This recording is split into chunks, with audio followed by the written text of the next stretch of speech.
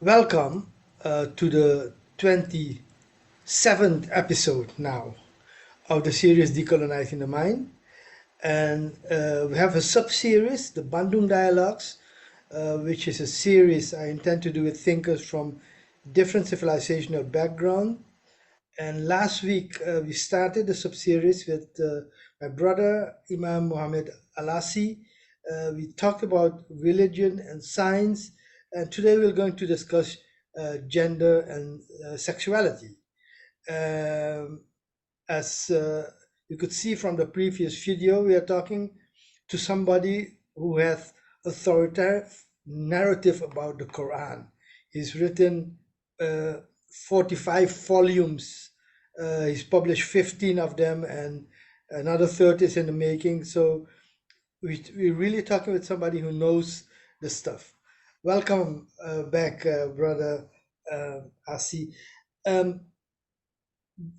Around gender and sexuality and women, there's a lot of discussion, in the West on what Islam, Quran thinks about women. So my first question, I'm taking the approach of bringing to the table the perceptions that are in the West, and then you could react. Now, one of the perception is that within Islam, women are regarded as less than men, inferior to men, in the sense that they don't have the same rights as men, and basically they hold back the development of women. So explain to me how the Quran looks at the relationship between men and women in relation to this question.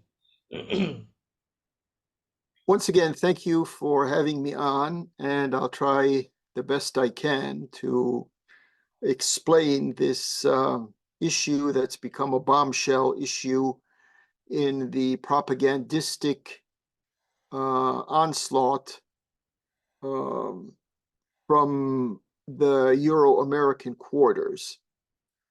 To begin with, the Quran, God's final communication and communique to mankind, makes it very clear that as far as a man and a woman are concerned, they are equal to each other.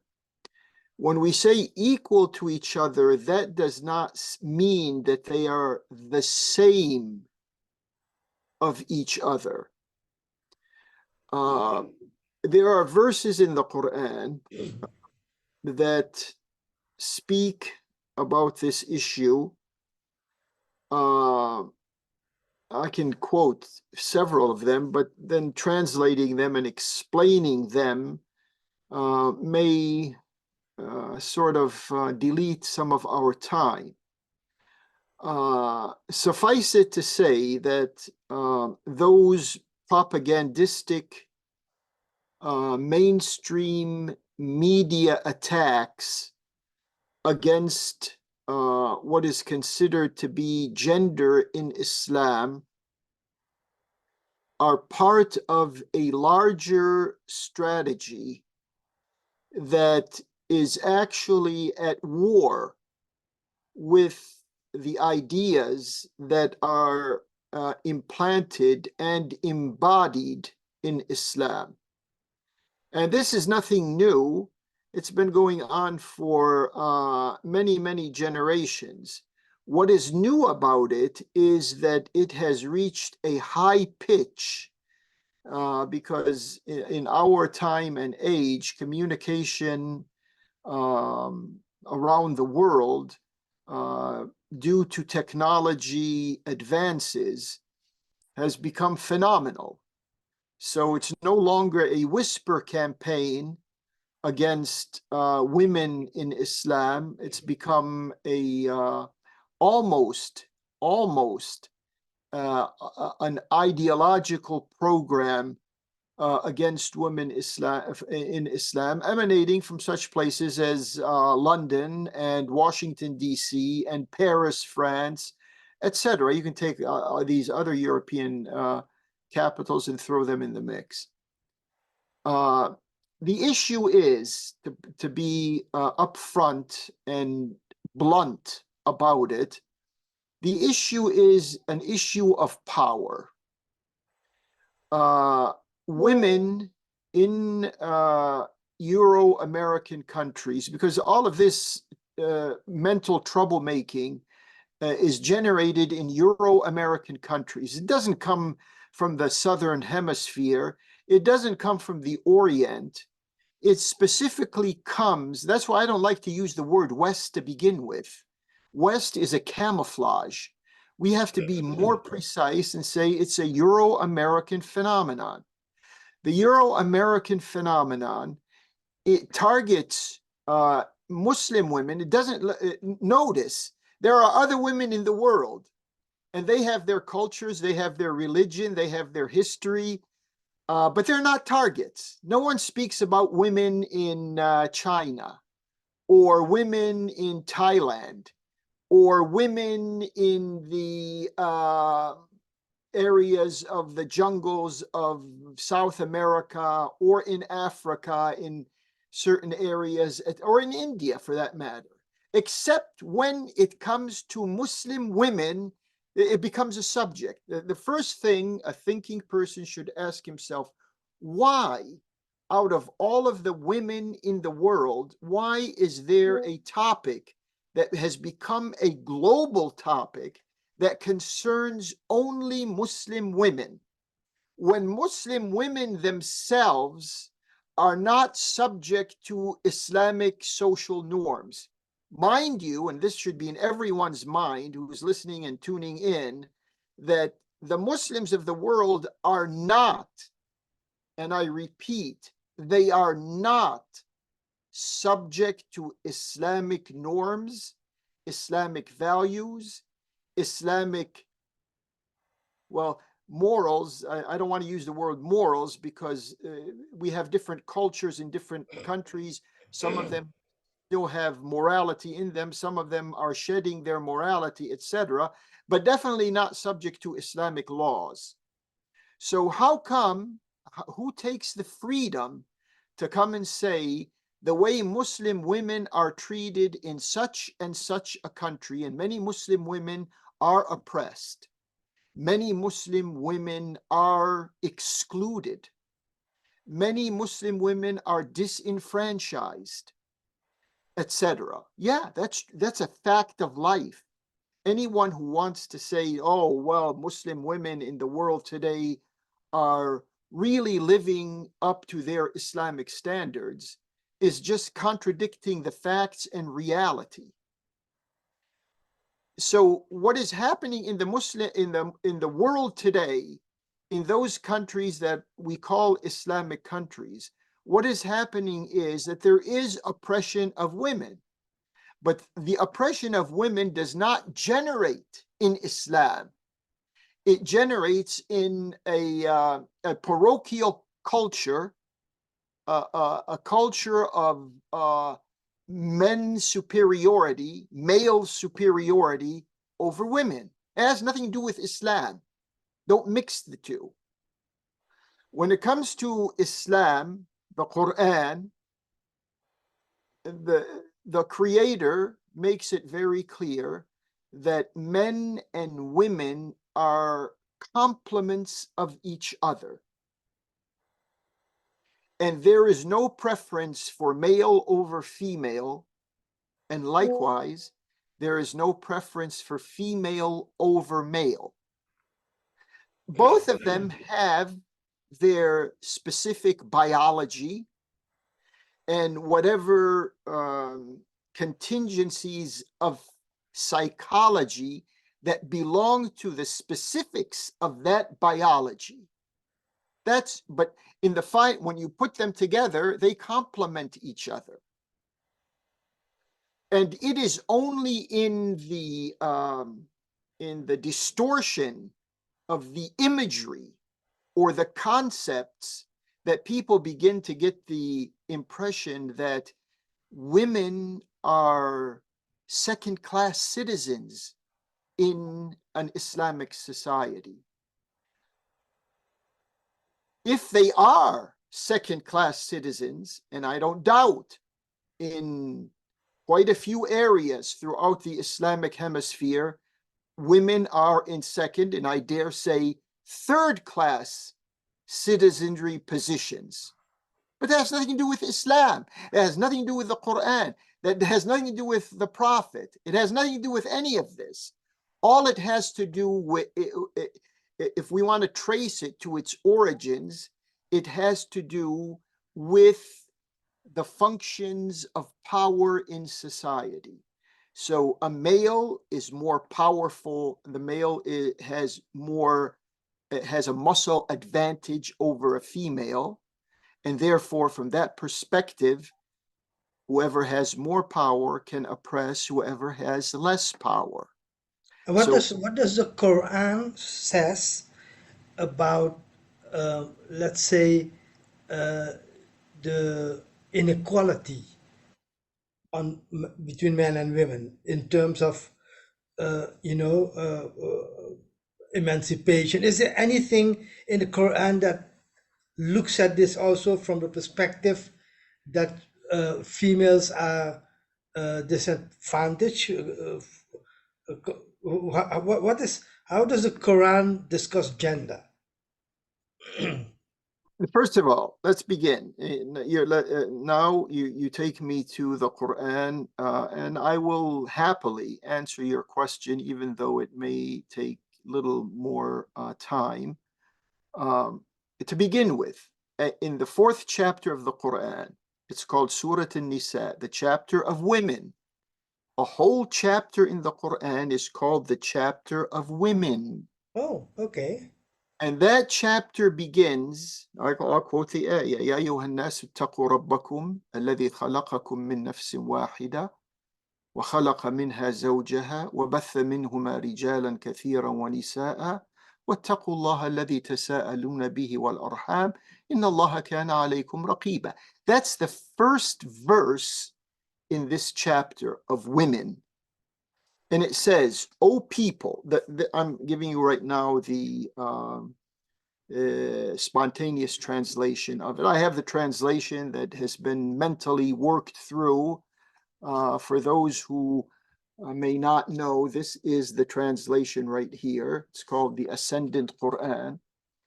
That first verse begins by saying, O people.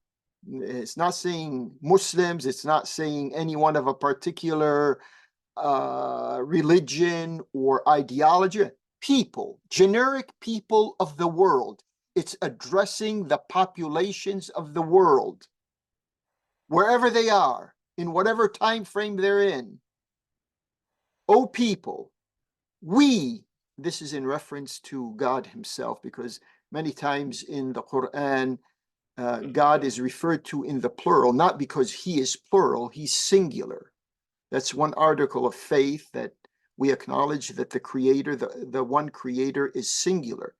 But when he uses the verb to designate a plurality, that's because there are many functions involved in creation. So that's why the verb is in the plural. We have created you from male and female.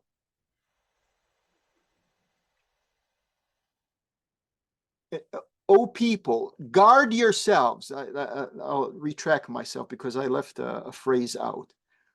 O people, guard yourselves against your sustainer, who has created you. See, the word guard yourselves knocks out the power discrimination. When we guard ourselves, however weak or however powerful we are, when we take notice of the Creator's presence in our life, then that diminishes whatever power irregularities there exists.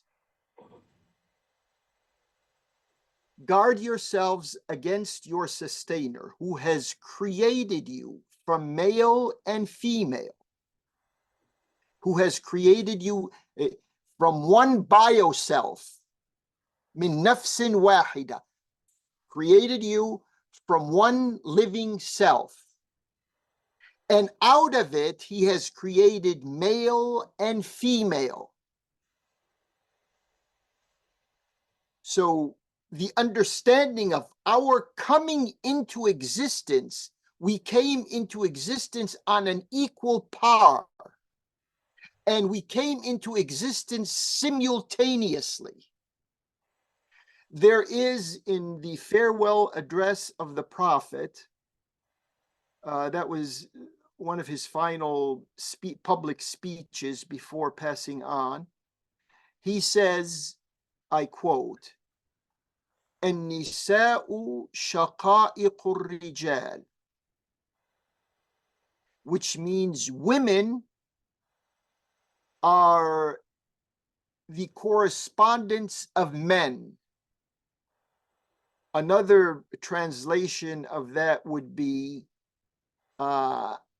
women are the counterparts of men, which means it's very hard to bring this meaning out in the English language, but it means both of them, men and women, have been extracted from each other. And even if we wanted to trace this this meaning into the scientific world and look at the hormones that men have and the hormones that women have, there are exclusive men hormones, testosterones, and there are exclusive women hormones. But there are other common hormones, which means whether you want to look at this from information that comes from beyond, or whether you want to look at this from the information that is extracted from the laboratory, from our scientific research, we are not permitted to put a gap, a social or a mental or therefore a discriminatory gap between men and women. So that's the first verse in the 4th chapter of the Quran, the chapter of women. There's another verse in another chapter. It's called the chambers, al-Hujurat in the Arabic language. The meaning of that verse is meaning the Creator has created us from male and female and rendered us into, the Arabic words are shu'uban wa qaba'il, which means we the humans of this world, with our genders, with our idiosyncrasies, whatever they are, there are colors, there are languages, there are so many of these variations of our human existence, our social and human existence in this world. But we are extracted from each other. You see, in the issue of gender is very close to the issue of race, because those who discriminate on the basis of gender, you see, this discrimination stuff that they throw at Muslims, actually, it generates in their own mind and in their own societies. They are the ones who discriminate against those who are less powerful. Therefore, they discriminate against women. They discriminate against minorities. They discriminate against the underclasses, the poor people of the world. All of this comes from this perception that if you have power, then you can not only get away with, policies and politics of oppression and plundering the resources of the world, you can also get away with cloning the minds of people. Decolonization is one aspect, and decloning is another aspect. And so here we are, when it comes to the issue of gender, here we are. Oh, these Muslims are responsible for this. They are responsible for the slave trade. They are responsible for having women locked up at home or denied her rights in society. Or, I mean, it goes on and on. Anyone familiar with what's going on? Women right now in certain parts of the world cannot even honor their dress code because Is there in the Quran a dress code prescribed? there's a surah there's two surahs in the Quran, two chapters in the Quran. One of them is called the light chapter, Surah An-Nur. The other one is called Surah Al-Ahzab, which is like the chapter of the Confederates or the Allies. And then there's the chapter of women, the one that I just referred to. In these chapters in the Quran, there's a concentration of verses that deal with women. And in these concentration of verses, there is references to women dressing modestly. Definitely, that is, women dressing modestly is a given. Anyone who knows anything at a learned level about the Quran and Islam will tell you women have to dress modestly. The touchy issue is whether a woman should cover all of her body except the face and the hands. I can say quite confidently that 90+% of the scholars will tell you that's what is meant by modesty, that a woman covers all of her body except for her face and her hands. Now, here we encounter some details because some others would say, yes, we agree with that, but that's only in the attractive years of women, meaning when, you know, from the years of her teens up until she no longer has a menstrual period. Then this is, you know, she has to cover in this modest definition, which is everything has to be covered except face and hands. But one before that, she doesn't have to cover if she's 10 years old or 5 years old or anything like that. This doesn't apply to her. And then if she's 80 or 90 years old, it also doesn't apply to her. So this becomes a matter of, you know, a give and take. But as I said, the verses in the Quran make it very clear that they have to dress modestly. And here is where the Islamic recommendations or the Islamic principles, value principles pertaining to women, here is where they clash with the concepts coming out of Hollywood and coming out of the entertainment industries and coming out of, you know, subjugating women to the market.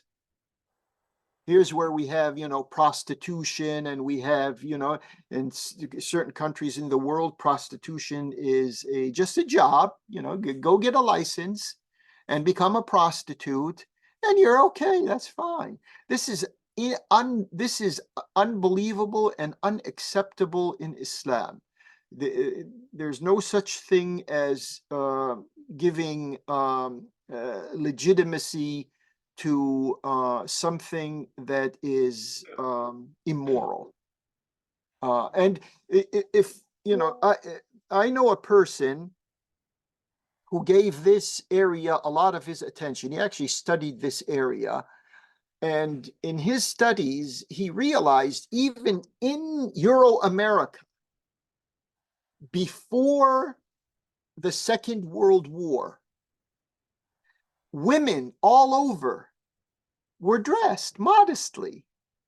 You go to and you can see this in some of the uh, original primitive films of women walking in the streets of Boston or in the streets of London, England, or some other places in Europe. If you were let's say not very familiar, if you weren't from there and just looking at this, say these are the way they're dressed, they look like they're dressed like Muslim women in today's world, in what it appears in today's world as Muslim women dress. So they were dressed. So what happened in the West? How did women go from covering themselves modestly to becoming, right now, everything goes. You can go to a beach somewhere and you'll see it's not odd, especially on the Mediterranean coasts, to see, people from Northern Europe or somewhere else in Europe, or they go to the beaches and they're either naked or semi-naked. Mhm. What the discussion also had to do, of course, with sexuality. Eh? The reason for um, uh, being modest in your clothing, what what is the reasoning behind it in the The Quran? reason, good question. The reasoning behind it is um, the prohibition, putting the brakes on the drive in men to have that sexual contact with women. It is encouraged to get married at an early age. That's, you see, when we're looking at the subject of women, it's multifaceted, and the the the rationale behind women dressing modestly goes back to the fact that men are physically, sexually attracted to the charms and the gravity of women. It's not this is an area that has to be developed very impartially. It's not the other way around. Women are not aroused by the physique of men. Men are aroused by the physique of women. I'm talking about in the way God created us, in the state of nature that God created us in. I'm not talking there are other aberrations, there are other deviations, but I'm talking about if all things being in God's state of creation, that's the way human sexuality works. So because that's the way human sexuality works, the emphasis is placed on women dressing modestly. A man doesn't have to, cover all of his body except for his hands and his face. A man is required to, and here again, we get into a little, scholastic back and forth. Man has to cover his private parts. That's at the very, very minimum, or that area between the knees and the navel. So that's what man has to cover. And So and the it's clear it's about how in the Quran they look at men's and women's sexuality, right? In order to come up with this prescription. Then there's another thing linked with it, very much into the discussion here, is how does the Quran look at sexuality in other forms than heterosexuality? For example, transgender and gay and lesbian. So, what does the Quran say about it? I want to take into account that I was surprised to see that in Iran, transgender was there was a case of a transgender who now, with the theologians of Iran, they argued that transgender operation is within the theology, within the permissions of the Quran, and so I found that interesting because I didn't expect it at all. So I wonder what is the thinking in the Quran on sexuality beyond heterosexuality. Yes, the point that you brought up about these transgender operations in Iran, that also caught me by surprise when I first came to know about it some years ago. Knowing what I know of the Islamic Quranic emphasis on gender polarization. What do I mean by that? If we read closely and mindfully the Quran and listen to the teachings of the Prophet, what is meant by gender polarization is that it is highly recommended for a male to be as much masculine as he can and a female to be as much feminine as she can, and to either blur the lines between male and female, or to go beyond that and have a male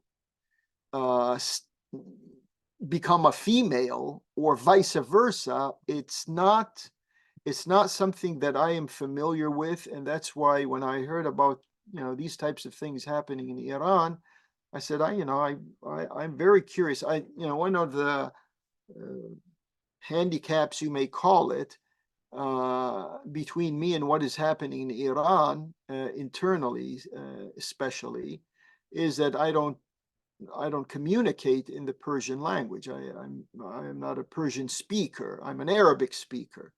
And so I don't know how they justify something like that, how they would explain it to the larger Muslim public.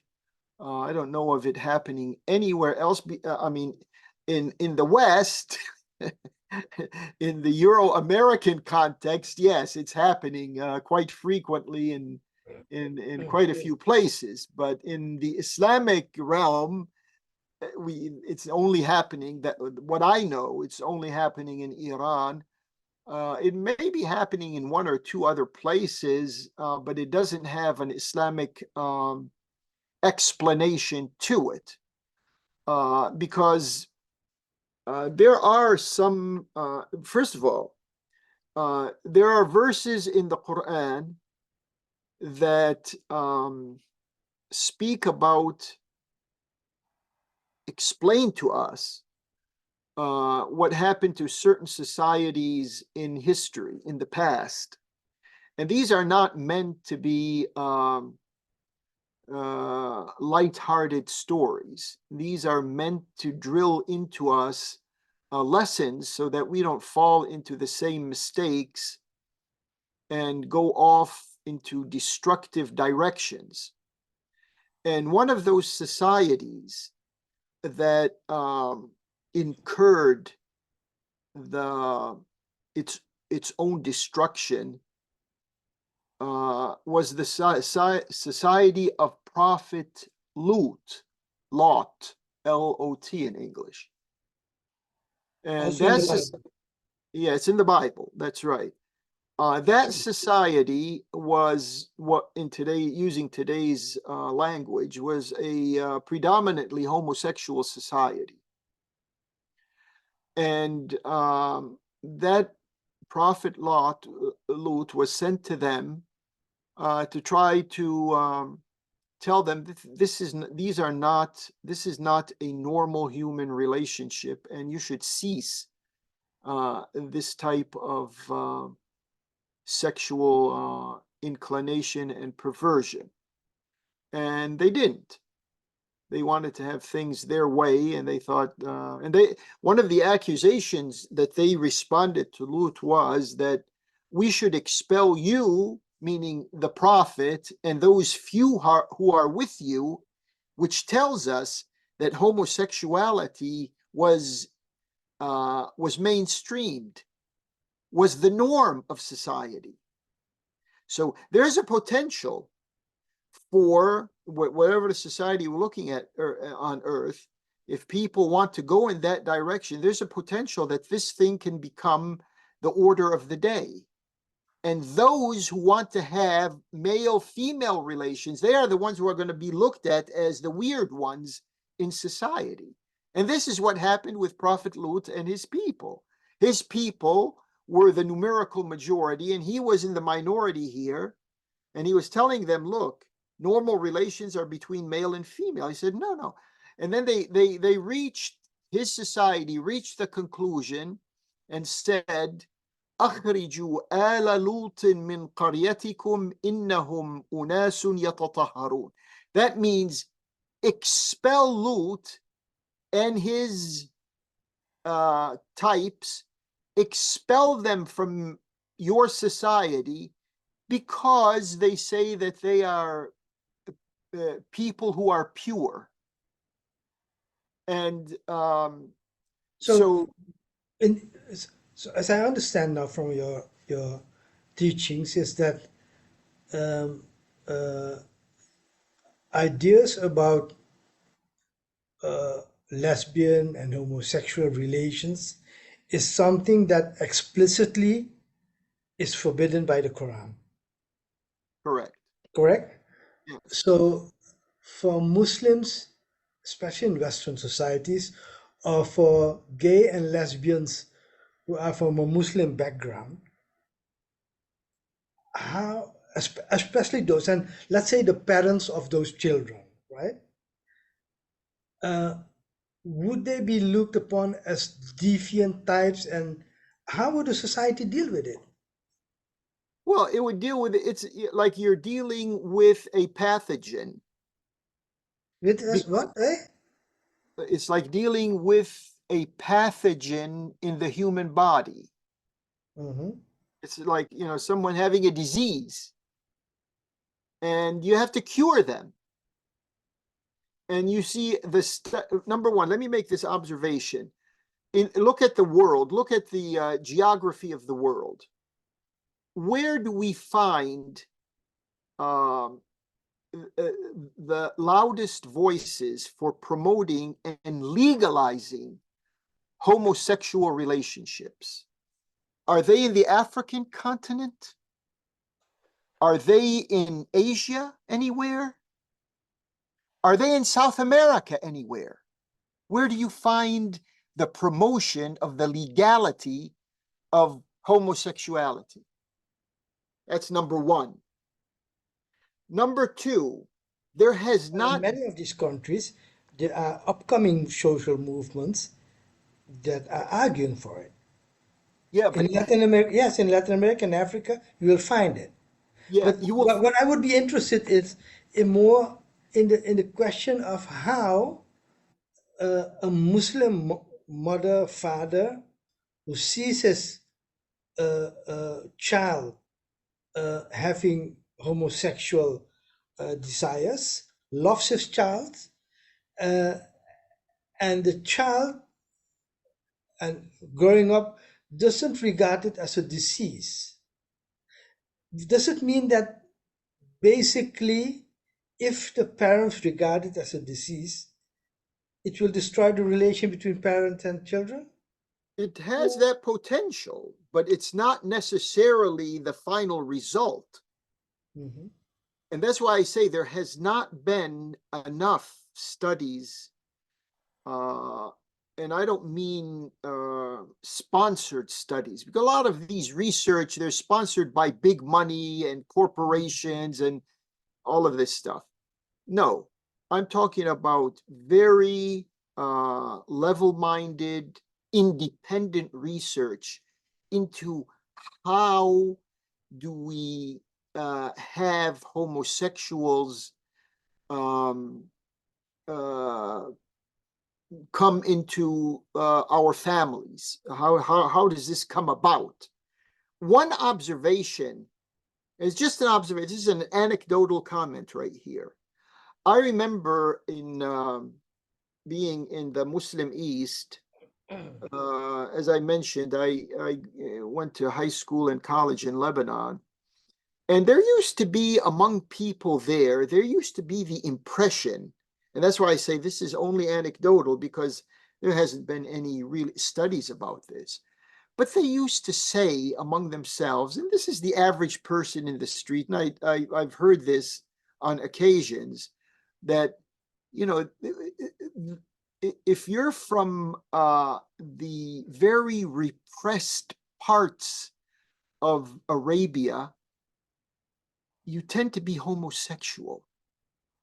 What they meant by this is that if a person, male or female, if they grew up in a family in which they were not normally in contact with the other sex, that they become interested in a sexual relationship with their own type of gender. If it's a woman, it's a lesbian. If it's a man, he's gay. So that's one thing that registered in my mind. It's just a public observation by just some people. Mhm. As I said, there hasn't been any studies, but that the other thing is the other extreme. That extreme is when there is so much intermingling between the sexes.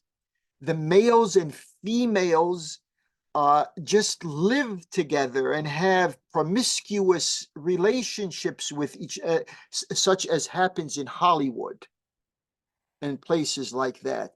They lose interest in the other sex, and then they become more interested in their own sex.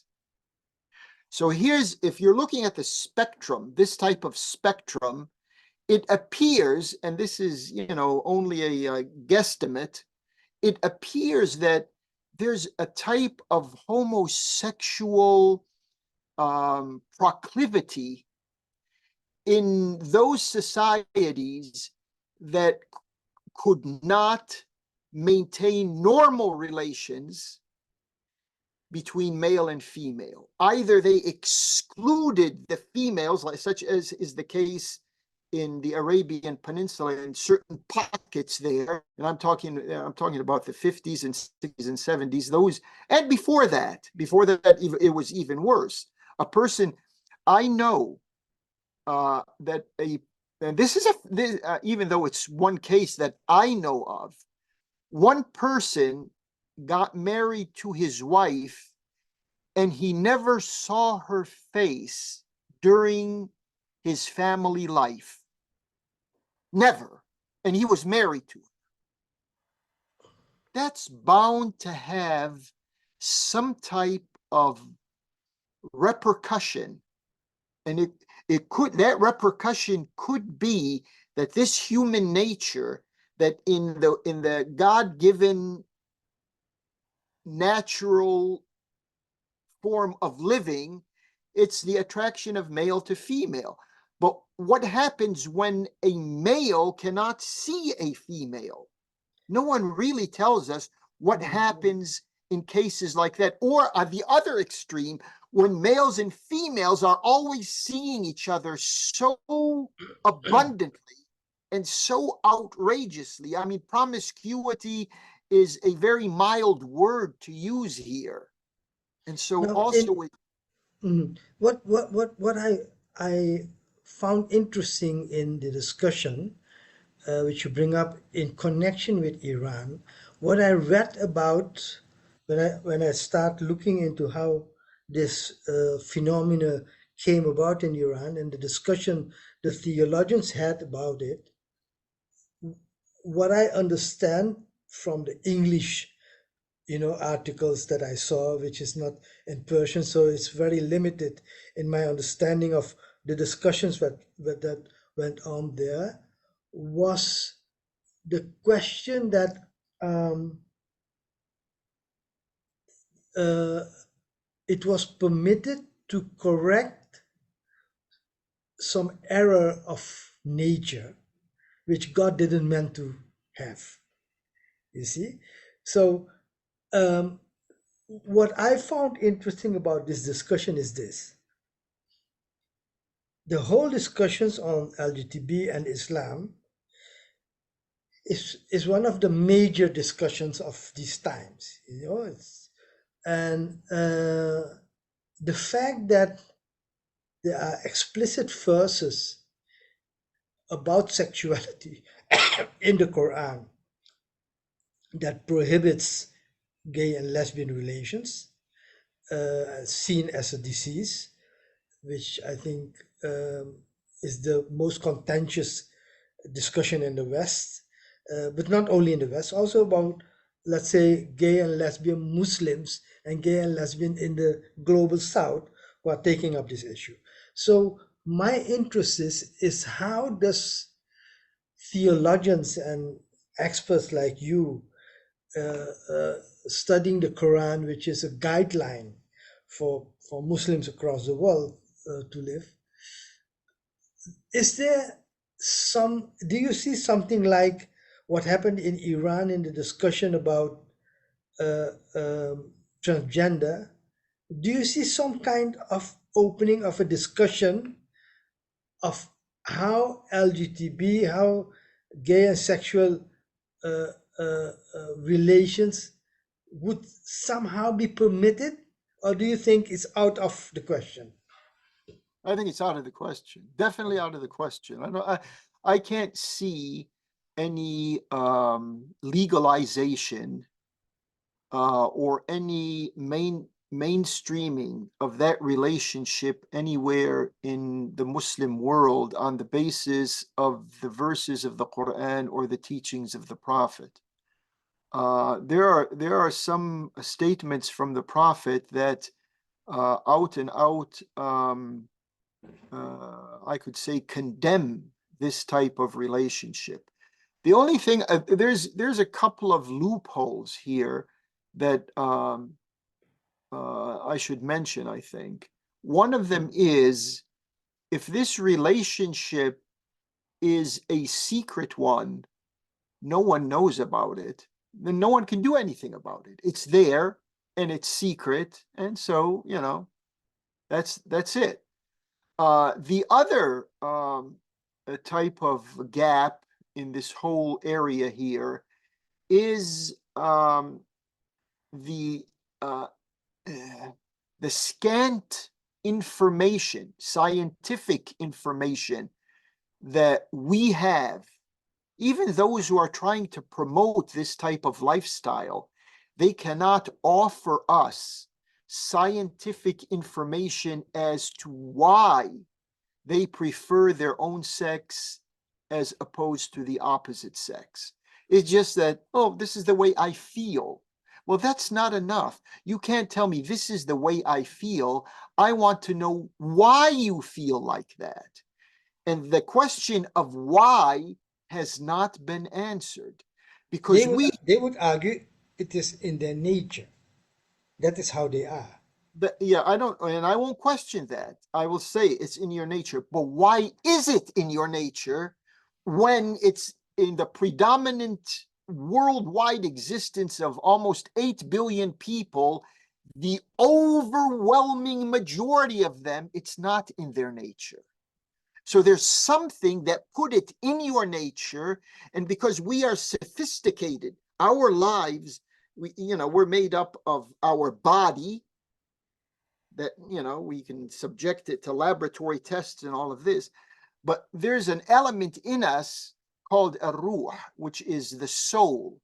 And no one, as much knowledge and science and information and data and statistics that are available to them, no one will even know a scintilla of what the soul is. No one. And then there's that area in between, which is called the spirit. There's a difference between the spirit and the soul. The soul is just something that only the Creator knows.